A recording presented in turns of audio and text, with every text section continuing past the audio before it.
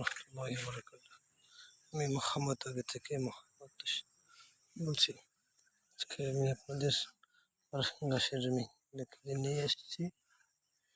তো রেজিস্ট্রেশন সম্ভবত আজকে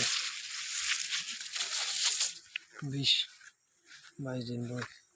তো 20-22 দিনে এরকম বড় হয় তারপর দেখে আল্লাহ তাআলার রহমতে বৃষ্টি পেয়েছে, সার দিয়েছি আমি। তো পরে ওটা দেখাই প্রায় আমার বুক সমান হয়ে গেছে ইনশাল্লাহ, আলহামদুলিল্লাহ। বুক সমান হয়ে গেছে, দেখতে পাচ্ছেন এখানে 5 ফিট হয়ে গেছে। আর 5 থেকে 7 দিনের ভিতরে আরো বড় ছোট হবে, তখন উপযুক্ত কাটার সময় হবে।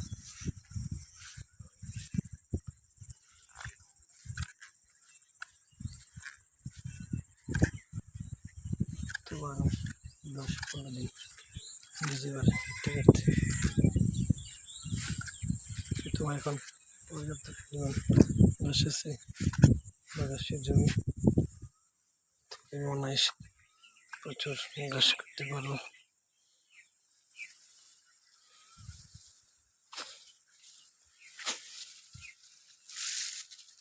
এখানে কিছু চারা মিস মরে গেছে, তো আমি দিতে পারি আমার এখানে লাগাইছিলাম।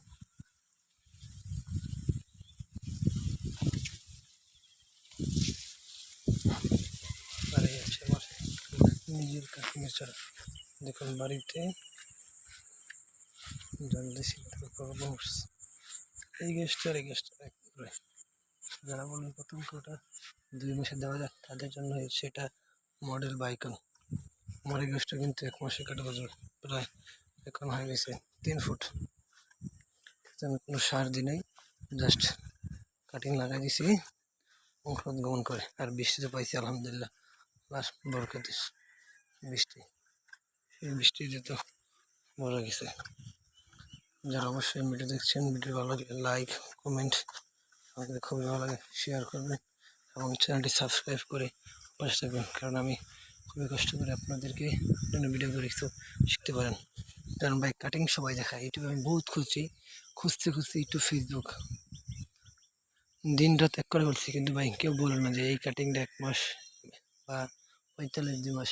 সবাই দেখায় বাম্পার ফলন দেখাবে, এটা স্পট ডেপের মাত্র 20 দিন দেখাবে, কিন্তু ভাই বিশাল বড় প্রায় 3-4টা সব। আমার এখানে শুধু একটি কাটিং, মানে একটি কাটিং বিড়ি চোখে, সেখান থেকে এরকম সব সিম্পল।